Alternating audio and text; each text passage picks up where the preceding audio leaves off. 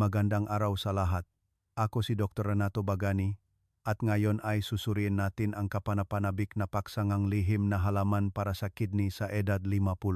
Sa edad na 50, madalas nating sinasabi na ang kalusugan ay ginto, ngunit sa totoo lang, kapag ang ating mga bato ay nagsisimulang magpakita ng mga senyales ang pagkapagod, doon natin napagtanto na ang kalusugan ay hindi lamang ginto kundi isang buong kalangitan ang kapayapaan.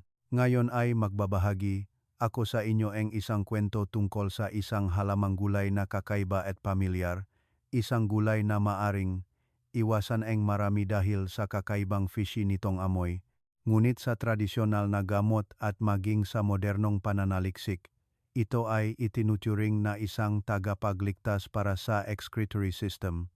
Ito ay walang iba kundi ang Hotuinia cordata o mas kilala bilang dipcha sa Vietnam at sa ilang bahagi ng Southeast Asia na tawagin na lang natin itong halamang isda para sa kapakanan ng diskusyon. Sama-sama nating tuklasin ang 4 na lihim sa paggamit ng halamang isda upang maibalik ang pagana ng bato na makakatulong sa inyo na maibalik ang gaan sa katawan sa inyong sariling kusina. Pindutin ang like at mag-subscribe sa channel ng Song Hui 50 bago tayo magsimula. Mga minamahal kong manonood, sa edad na 50, ang ating katawan ay parang isang makina na matagal nang gumagana sa kalahating siglo. Kabilang dito, ang ating mga bato ang bahagi na tahimik at pinakamahirap na nagtatrabaho. Araw-araw, ang dalawang maliliit na bato ay sumasala ang daan-daang litrong dugo, naglilinis upang mapanatili ang mga mahahalagang bagay at inilalabas ang mga nakakalason na substance. Gayunpaman, pagkatapos ng dekadang pagod mula sa pagkaing mataas sa asin, mula sa mga pain relievers na mabilis na iniinom, o mula sa mga malalang sakit tulad ng high blood pressure at diabetes, ang filtering membranas ng bato ay nagsisimulang magkaroon ng makabutas o tumikas. Marami sa inyo ang lumalapit sa akin na may pag-aalala tungkol sa pagtaas ng creatinine levels o sa kondisyon n madalas na pag-ihi sa gabi at pamamagain, mga kamay at paa, na nagiging sanhingang hindi mapakali na tulog at nawawalan ng kapayapaan sa buhay. Naitanong na ba ninyo kung may paraan upang mapabuti ang kalusugan ng bato nang hindi na kailangang magdak ng pasanin mula sa mga kemikal na gamot? Ang sagot ay minsan matatagpuan mismo sa mga ligaw na gulay na tumutubo sa paligid ng ating bakuran. Ang halamang isda ay hindi lamang isang uring gulay na pampalasa. Sa mundong integrative medicine, ito ay itinuturing na isang malakas na natural na antibiotic at isang mahusay na diuretic. Salamat sa aktibong sangkap nitong quercetin at sa mga espesyal na sulfur compounds. Gusto kong ibahagi sa inyo ang kwento ni Kaben, isang matapat na manonood ng ating channel. Si Kaben ay 62 taong gulang ngayong taon at may kasaysayan ng paulit-ulit na urinary tract infections at ang pagana ng kanyang bato ay nagsisimula nang bumaba sa maagang yugto. Madalas siyang nakakaramdam ng sakit sa kanyang balakang, malabong ihi, at ang kanyang paa ay laging mabigat dahil sa bahagyang pamamaga. Sa halip na umasa lamang sa mga resetaeng antibiotic na nagpapagot sa kanyang katawan, matiyaga siyang nag-apply ng lihim sa paggamit ng diluted na tubig ng halamang isda araw-araw ayon sa tamang proseso. Pagkatapos lamang ng isang panahon, hindi lamang nawala ang impeksyon kundi bumalik din ang pakiramdam ng at kalinawan. Ang kwento ni Kaben ay isang patunay na kapag alam natin kung paano makinig at gamitin ng tama ang esensya mula sa mga halaman, ang ating mga bato ay mabubuhay muli mula sa ugat. Sa ating pag-usap ngayon, gagabayan ko kayo sa 4 na gintong lihim sa paggamit ng halamang isda upang sukpuin ang mga talamak na impeksyon, kung paano linisin ang daloy ng paglabas upang mawala ang pamamaga, hanggang sa paglilinis ng uric acid at pagprotekta sa maliliit na daluyan ng dugo sa bato. Maging matiyaga sa pakikinig dahil ang bawat sandali na inyong ginugol sa script na ito ay isang napakahalagang pamumuhunan para sa inyong kalusugan sa mga huling taon ng inyong buhay. Samahan ninyo ako sa pagbubukas ng unang lihim na pinto kung saan ang halamang isda ay gumaganap bilang isang masipak na tagapag-ayos na sumusukpo sa mga sunong ngang impeksyon sa loob ng glomeruli. Bahagi 1, lihim 1. Sukpuin ang mga malalang impeksyon gamit ang natural na antibiotic. Ang una at pinakamahalagang lihim sa paggamit ng halamang isda ay ang kakayahan nitong labanan ang pamamaga at pumatayang bakterya. Kailangan ninyong maunawaan ang isang katotohanan. Karamihan sa mga kaso ng pagbabangang paganang bato sa edad na 50 ay hindi biglaan kundi ang resulta ng mga tahimik na impeksyon na nagaganap sa loob ng maraming taon. Madalas itong tinatawag ng mga doktor na chronic interstitial nephritis o mild glomerulonephritis. Ang mga inflamed sores na ito, kung hindi masusugpo kaagad, ay magdudulot ng fibrosis sa mga nephron, ang mahalagang blood filtering units, na nagiging sanhing kanilang unti-unting pagkamatay at hindi na kailanman makakabawi. Ang halamang isda ay naglalaman ng malaking halaga ng aktibong sangkap na quercetin, isang uring flavonoid na may malakas na anti-inflammatory properties, na katulad ng ilang synthetic na gamot, unit napakabait sa katawan. Ang quercetin ay hindi lamang nakakatulong sa pagsukpo nga lokal na reaksyon ngang pamamaga kundi nagpapaluwak din nga capillaries ngang bato na nagpapabuti nga daloing dugo sa filter. Bukod pa rito, ang halamang isda ay naglalaman din ng dejanoylacetaldehyde. Ito ang sangkap na nagbibigay ng kakaibang fishy na amoy ngunit may kakayahang pigilan ang maraming uri ng bakterya tulad ng Staphylococcus aureus, Streptococcus, at lalo na ang E. coli, ang pangunahing salarin sa 90% ng mga kaso ng urinary tract infections at retrograde pyelonephritis. Isa sa mga pasyente ni Dr. Bagani, si Aling Nena, isang 52 taong gulang na babae, ay madalas na naghihirap sa paulit-ulit na bladder infection. Sa bawat pagkakataon, ang bakterya ay nakakaroon ng pagkakataong umakyat sa renal pelvis na nagiging sanhingang mabilis na pagbaba ng kanyang filtering function. Gumamit na si Aling Nena ng maraming antibiotics hanggang sa magkaroon ng digestive problems at lodging maputla. Matapos turuan na gumamit ng sariwang dahon ng halamang isda, hugasan ng maigi, at gawing katas upang inumin sa tamang dosis, nakita niya ang isang himala. Ang halamang isda ay gumaganang parang isang gatekeeper. Pinapatay ang bakterya mula sa mas mababang urinary tract na pumipigil sa kanila na makapasok ng malalim sa renal parenchyma. Dahil dito, hindi na kailangang labanan kanyang nga bato ang mga pag-atake mula sa labas. Nawala ang pakiramdam ng pananakit at pagdudumi, at ang mga nephron ay nakaroon ngang oras upang gumaling. Higit pa rito, ang halamang isda ay nakakatulong din sa pagpapagaling ng mga pamamaga na dulot ng oxidative stress. Sa edad na 50, ang mga free radicals na naipon mula sa maruming pagkain at polusyon sa kapaligiran ay madalas na umaatake sa glomerular filtration membrane. Ang phenolic compound sa halamang isda ay gumaganap bilang mga tagapagligtas na nag-neutralize sa mga free radicals na ito. Pinoprotektahan ang filtrasyon membrane mula sa pagkapunit at pagtagas ng protina sa ihi. Kapag umiinom kayo ng tubig ng halamang isda, nagpapadala kayo ng isang hukbo ng tagapagtanggol sa bawat sulok ng bato upang sukpuin ang pinakamaliit na banta. Ang lihim upang mapakinabangan ang anti-inflammatory properties ay ang paggamit ng halamang isda sa sariwang anyo. Kapag hindi inilagay sa mataas na temperatura, ang mga mahahalagang langis at aktibong sangkap ay mananatiling buo. Maaari kayong gumamit ng isang dakot ng sariwang dahon ng halamang isda, ibabad at hugasan ng maigi sa diluted salt water o alkaline ionized water sa loob ng 15 hanggang 20 minuto. Pagkatapos ay durugin ito kasama ng counting filtered water at inumin sa umaga o hapon. Kung ayaw ninyo ang amoy, maaari kayong magdagdag counting rock sugar o ilang hiwang pinya para mas maging kaya-aya ang lasa. Ang pagpapanatili nga ugali na ito ay ang paraan upang mapanatili ang inyong blood filtration system araw-araw na pumipigil sa anumang simulangang impeksyon bago pa man ito mabuo. Kapag nasukpo na ang mga pamamaga, kailangan nating lumipat sa pangalawang lihim, ang pagbubukas ngang daloy ngang paglabas upang mawala ang pagpapanatili ngang tubig at pamamaga, isang talamak na bangungot para sa mga may mahinang bato. Bahagi 2, Lihim 2, buksan ang daloy ngang paglabas at tanggalin ang pamamaga.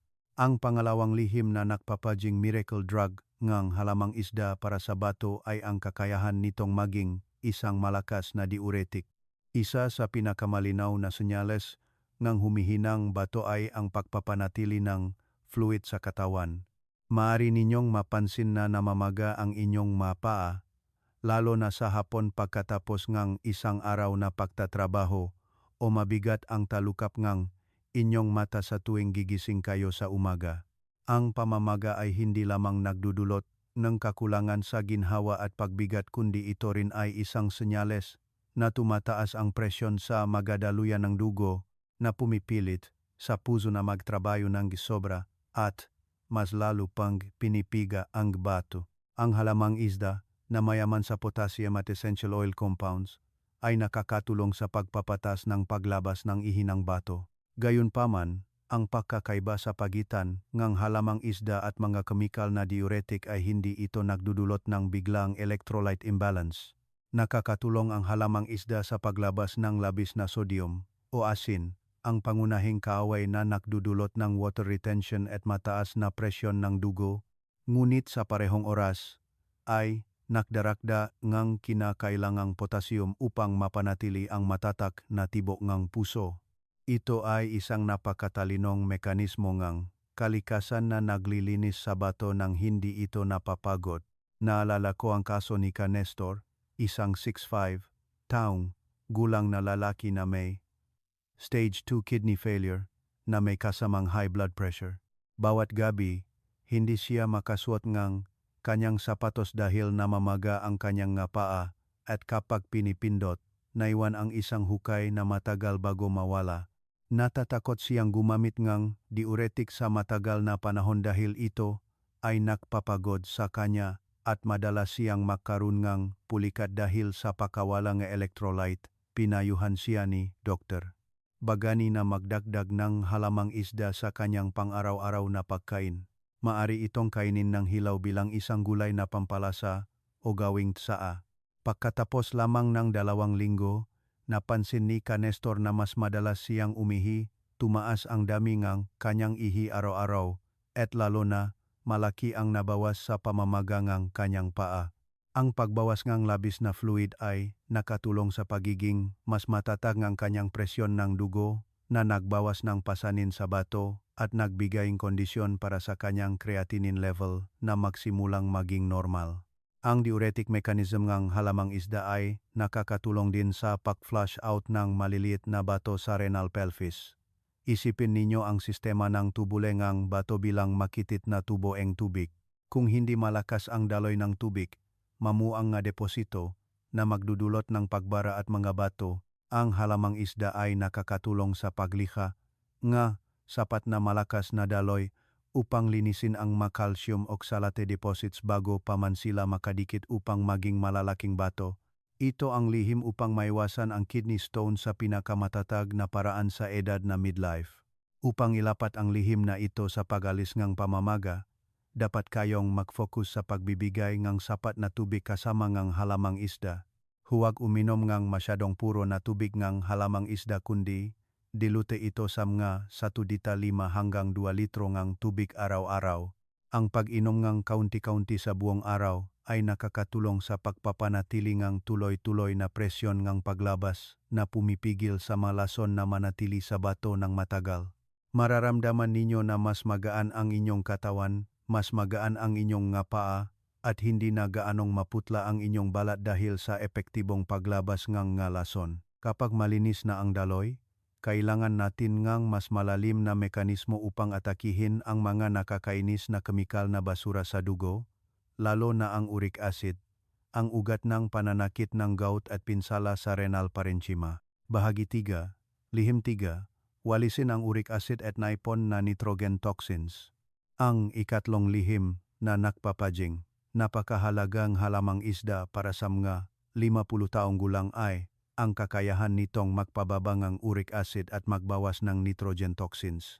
Sa edad na ito, marami sa inyo ang madalas na nakakaranas NG problema sa metabolism, NG protsina na nagdudulot, NG mataas na uric acid sa dugo.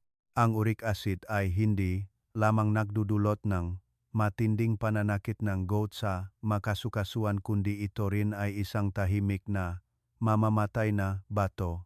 Ang matutulis na kristal ngurate ay parang maliliit na basag na salamin na namumuo sa mga tubuleng bato, tumutusok at nagpupunit sa mga tisyong bato na nagdudulot ang interstitial nephritis at mabilis na humahantong sa chronic kidney failure. Ang halamang isda ay may mataas na alkaline properties at naglalaman ng ma-enzyme na sumusuporta sa mas epektibong pagkaubos ng protina.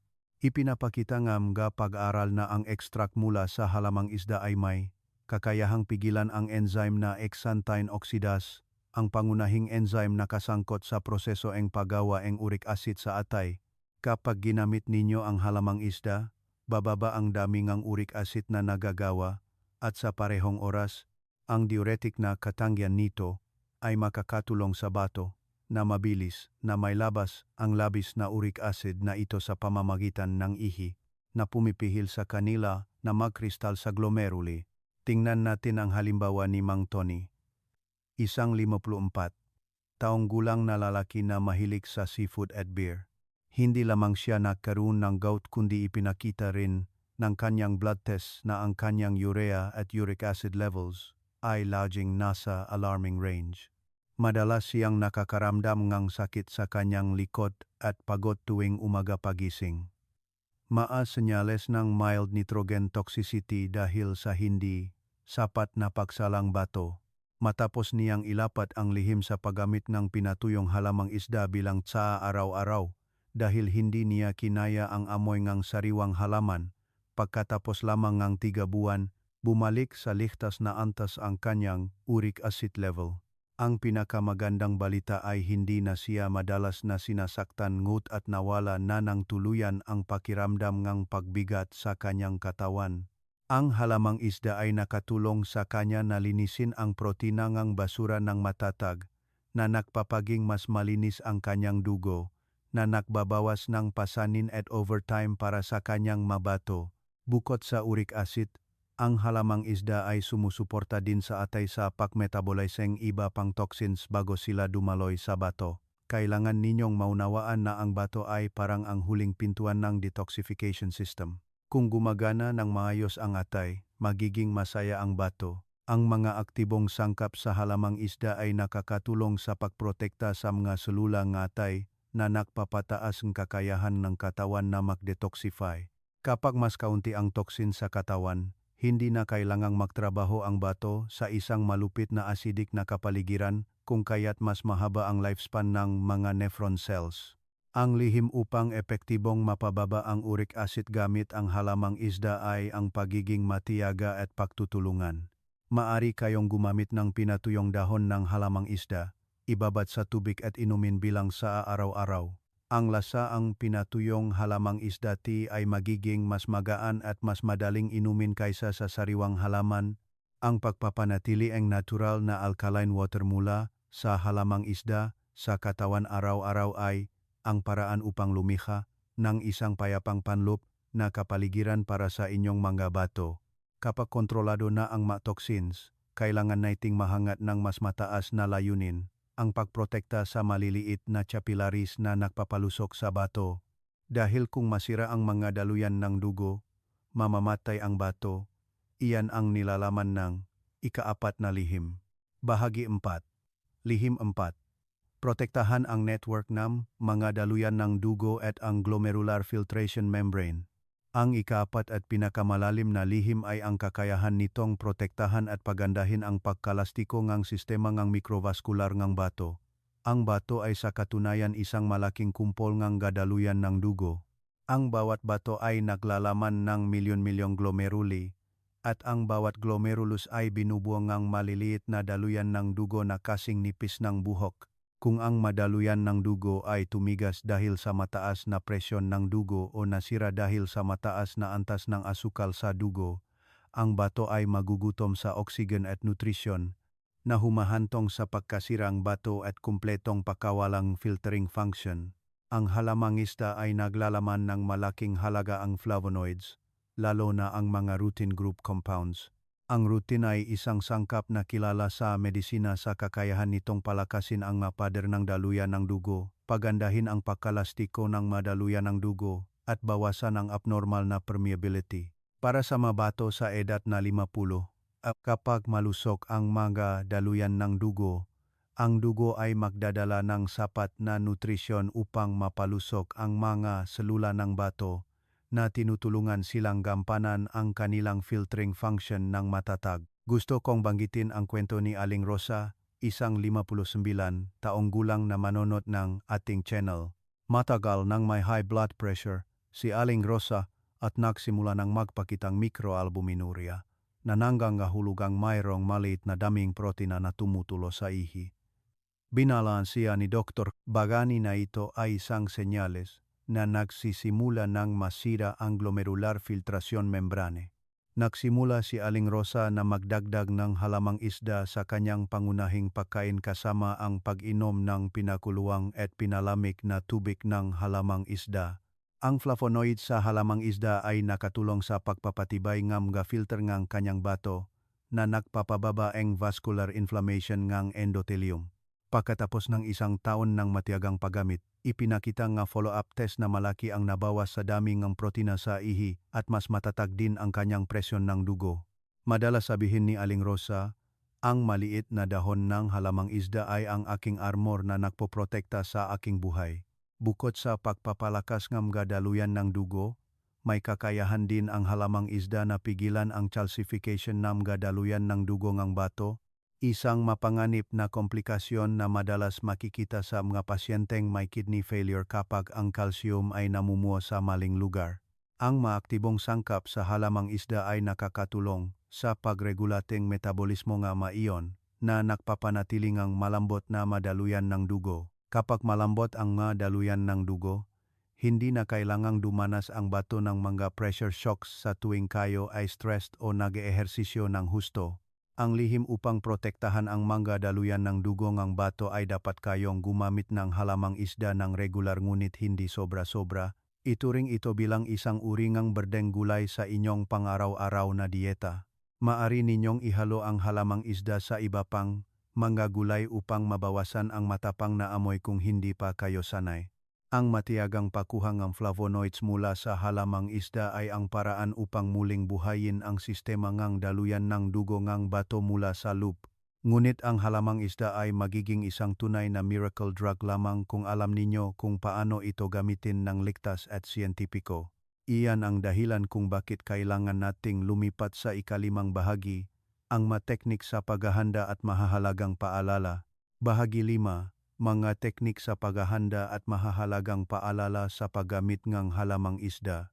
Bagaman ang halamang isda ay isang kahangahangang regalo mula sa kalikasan, upang epektibong maibalik ang pagganang bato, kailangan ninyong maunawaan ang mga teknik sa paghahanda at ligtas na mga panuntunan sa paggamit. Sa edad na 50, ang ating katawan ay masensitibo at ang gisang gamot, gaano man ito kaganda, kung hindi gagamitin nang tama ay maaring magdulo ang hindi gustong reaksyon. Ang lihim dito ay ang pagiging katamtaman, kalinisan, at pagiging angkop sa inyong katawan. Ang una at pinakamahalagang paalala ay ang isyu ng kalinisan. Ang halamang isda ay madalas na tumutubo sa mga basa-basang lugar at ang mga dahon nito ay may maliliit na buhok kaya madali itong kapitan ng dumi, mga itlog ng bulate at bakterya. Kung kakainin ninyo ng hilaw o gagawing katas nang hindi hinuhugasan ng maigi, hindi ninyo namamalayan na nagdaragdag kayo ng toxins para iproseso ng bato. Ang pinakamahusay na paraan ay ibabat ang halamang isda sa diluted salt water o alkaline ionized water sa loob ng 15 hanggang 20 minuto. Pagkatapos ay hugasan ulit sa ilalim ng umaagos na tubig ng hindi bababa sa 3 beses. Ito ay nagsisigurado na matatanggap ninyo ang pinakamalinis na medikal na benepisyo mula sa halaman. Tungkol sa dosis, hindi ninyo dapat, dahil sa pagmamadali na mapababa ang creatinine, inumin ang tubig ng halamang isda bilang kapalit ng tubig. Ang halamang isda ay may cool o malamig na katangian. Kung gagamitin ng sobra sa isang pagkakataon, maari itong magdulot ng pananakit ng tiyan, pagtatay, at makasira sa digestive system. Para sa mga matatanda, ang pagtatay ay lubhang mapanganib dahil nagdudulot ito ng biglang pagkawalan ng tubig na nagpapababa ang daloy ng dugo sa bato at maaaring magdulot ng acute kidney failure sa isang chronic condition. Ang gintong dosis na aking inirerekomenda sa inyo ay gumamit ng 20 hanggang 40 gramo ng sariwang dahon araw-araw na hinahati sa 2 beses. Kung gagamitin ang pinatuyong anyo, ang dosis ay humigit kumulang 10 hanggang 15 gramo lamang na ginagawang tasaa. Pakinggan ang inyong katawan. Kung nakakaramdam kayong kakulangan sa ginhawa, sa tiyan o maluwag na dumi, agad na bawasan ang dosis. Tingnan natin ang halimbawa ni Kuya Ray, isang taong may mahinang tiyan ngunit nakinig sa payo na mas maraming halamang isda ang inumin, mas malinis ang bato. Nagpiga siya ng isang malaking basket ng halamang isda upang inumin araw-araw. Ang resulta ay matinding pananakit ng tiyan at tuloy-tuloy na pagdumi na nagpahina sa kanya at tumaas muli ang kanyang kidney index dahil sa pagkawala ng fluid. Matapos niyang ayusin, lumipat siya sa paggamit ng pinatuyong halamang isda na may ilang hiwangang mainit na luya upang i-neutralize ang cool na katangian. Nakatulong ito sa kanya na makakuha pa rin ng sangkap na nagpoprotekta sa bato habang napakabait sa tiyan na nagpapabuting panunaw. Ang luya at halamang isda ay isang matalinong kombinasyon na nakakatulong sa inyo na gumamit ng malamig na halaman ng hindi natatakot na makasama sa tiyan.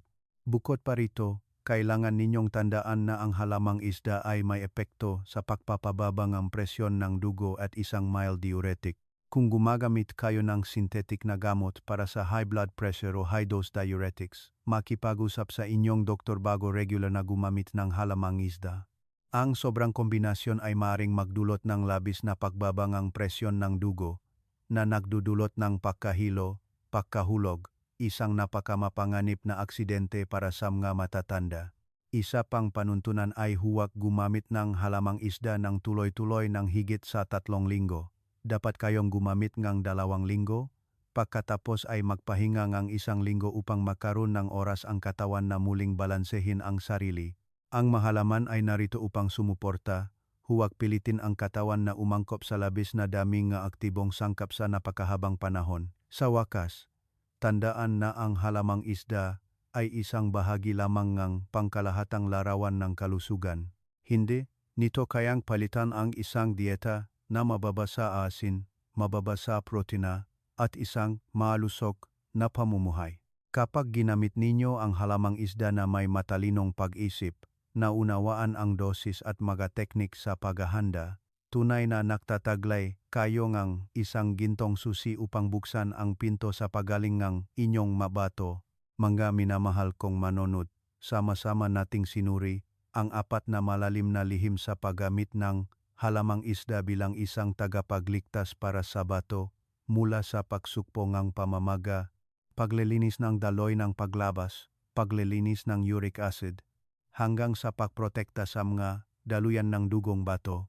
Ang halamang isda, mula sa isang ligaw na gulay na iniwasan ng marami dahil sa amoy nito, ay sa katunayan ang pinakamahalagang regalo na ibinigay sa atin ng ina, Earth upang mapanatili ang kapalaran ng ating excretory system. Ang inyong bato ay masipag na nagtrabaho sa loob ng mahigit kalahating buhay sa pamamagitan ng napakaraming maalat na pagkain, napakaraming alalahanin at paghihirap.